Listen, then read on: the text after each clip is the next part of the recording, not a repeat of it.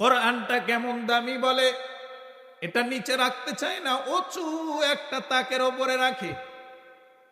আবার এই কোরআনের সঙ্গে সম্পৃক্ত থাকার কারণে একটা সাধারণ কাঠ, যার কোনো দাম ছিল না, যার কোনো দাম নাই, যার কোনো নাম নাই, এই কাঠটারে যখন সুন্দর করে রেহাল বানাইয়া কোরআনটা রাখার জন্য যখন একটা রেহাল বানানো হলো, এই কোরআনের সঙ্গে যখন রেহালটা সংস্রবে চলে গেল, সহবতে চলে গেল, কোরআনটার সঙ্গে সাদৃশ্য থাকার কারণে, এই কোরআনটার সঙ্গে সম্পৃক্ত থাকার কারণে আস্তে আস্তে এই রেহালটা, যার কোনো দাম ছিল না, এই রেহালটারও দাম বেড়ে যায়।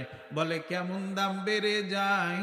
বলে এই রেহালটা যদি কারো পায়ের সঙ্গে লাগে, সঙ্গে সঙ্গে এটারে চুমো খায়। কথা কি ঠিক কিনা বলো? মুসলমান ভাইরা আমার কথাগুলি একটু অন্তর দিয়ে বুঝেন। এই কোরআনটার সঙ্গে একটা কাঠের দাম নাই, কিন্তু কোরআনের সঙ্গে একটু ছোঁয়া লাগার কারণে রেহাল হইল, নাম দাম বেড়ে গেল। সামান্য একটু পায়ের স্পর্শ লাগার কারণে বান্দা চুমু খায়। এই বান্দা, এই বাজারের মধ্যে অনেক কাপড় দেখা যায়, মাথার উপরেও কাপড়, শরীরের মধ্যেও কাপড়, অনেক কাপড়, কিন্তু সব কাপড়ের দাম নাই কোরআনের সঙ্গে যেই কাপড়টা লাগে, এই কাপড়টার যেই পরিমাণ দাম। বলে কেমন দাম? বাজার থেকে কিনে এনে এরে সুন্দরভাবে প্রসেসিং করিয়া এরপরে কোরআনের সঙ্গে লাগাইলো, নাম হলো গেলাফ। কোরআনের সঙ্গে লাগানোর কারণে এই গেলাফটা নাম হওয়ার পরে কি সুন্দর তার সম্মান বেরোলে ভাই। বলে এই কাপড়টা হঠাৎ যদি পায়ের নিচে একটু মাটিতে পড়ে যায়, সঙ্গে সঙ্গে বান্দা উঠায়া চুমু খেয়ে নেয়।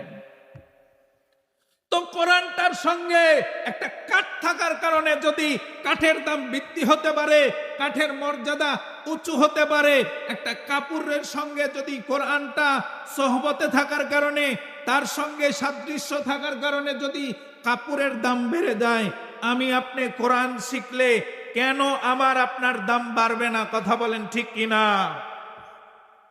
কিন্তু আমি আপনি যত পারতেছি কোরআন থেকে দূরে সরতেছি, যত পারতেছি কোরআন থেকে দূরে সরতেছি। আরে ভাই, যত কোরআন থেকে দূরে সরবেন শয়তানের কাছে চলে যাবেন, আর শয়তান আপনাকে জড়ায় ধরে রাখবে, আর কোরআনের কাছে যাইতে দিবে। এজন্য মুসলমান, কোরআনটা শিখতে হবে কি হবে না বলো? এরে এলাকার মা বোনেরা, নিজের সন্তানটাকে ইঞ্জিনিয়ার বানান, ডাক্তার বানান, কোনো সমস্যা নাই। আজকে বাংলার জমিনে তাকাইয়া দেখেন, অনেক ইঞ্জিনিয়ার আছে,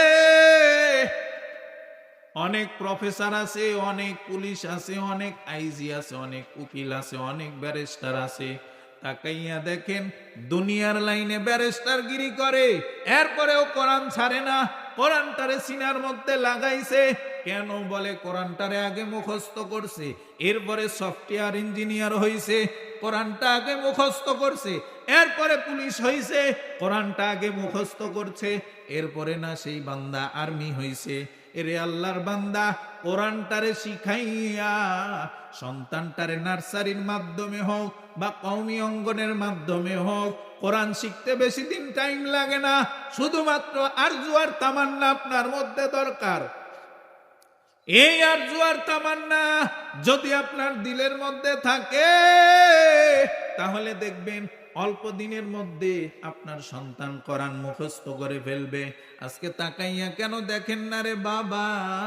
মাত্র 9 বছরের সন্তান কোরআনের হাফেজ, মাত্র 6 বছরের সন্তান কোরআনের হাফেজ, মাত্র 8 বছরের সন্তান কোরআনের হাফেজ, 12 বছরের সন্তান কোরআনের হাফেজ। কেমনে হয়? কেমনে হয়? এই বান্দা তো ঠিক মতো এখনো কথাও বলতে পারে না, তো কোরআন শিখলো কেমনে? বলে কেমনে শিখছে? আমি আল্লাহ যেমনে শিখাইছি তেমনে শিখছে। বলে কেমনে শিখছে? বলে ওই বান্দাটা কোরআনটা শিখার জন্য মুজাহাদা করছে।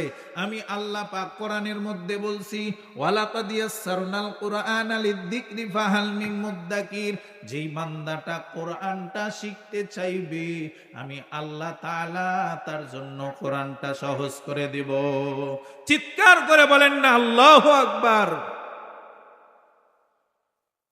এরে আল্লাহর বান্দা, এজন্য নিজের সন্তানটাকে আলেম বানান, নিজের সন্তানটাকে হাফেজ বানায়। ওরে যুবক, নিজের সন্তানটাকে একজন কোরআনের হাফেজ আলেম বানায় যাও।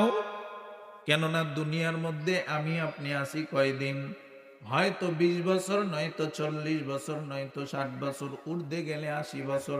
এর বেশি আর এখনকার মানুষ বাঁচে না।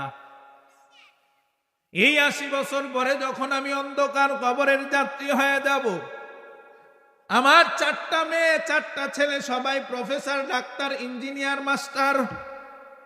কিন্তু আপত্তির বিষয়, আফসোসের বিষয়, দেখলাম না একটা সন্তান জানাজার মুসাল্লায় দাঁড়ায় আপনার জন্য জানাজা পড়াইতেছে। একটু দোয়া করলো না আপনার জন্য? জানাজার মধ্যে আমার বাবার জন্য আমি দোয়া করি। কই একটা সন্তান যদি কোরআনের হাফেজ বানায় যান, বাকি 3টাকে যদি একজন জেনারেল শিক্ষিত বানান, কোনো সমস্যা নাই। কিন্তু এই আলেম গিয়া দেখবেন আপনার জানাজা পড়াইবে, আপনার মরণের পরে আপনার কবরের পাশে কোরআন নিয়ে নিয়া দাঁড়াইয়া দাঁড়াইয়া আপনার জন্য কোরআন তেলাওয়াত করবে। আপনি যখন মারা যাবেন, আপনার মেয়েটা আপনার জন্য কোরআন পড়বে। আপনি যখন মারা যাবেন, আপনার নাতনি যদি একজন কোরআনওয়ালা হয়, সে কোরআনের মুতাআলা করবে, তেলাওয়াত করবে। এরে আল্লাহর বান্দা বান্দি, ভালো করিয়া শোনো, কয়দিন আর দুনিয়ার মধ্যে বাহাদুরি করবেন? গুনাহ থেকে তো নিজেরে বাঁচাইতেই পারলাম না,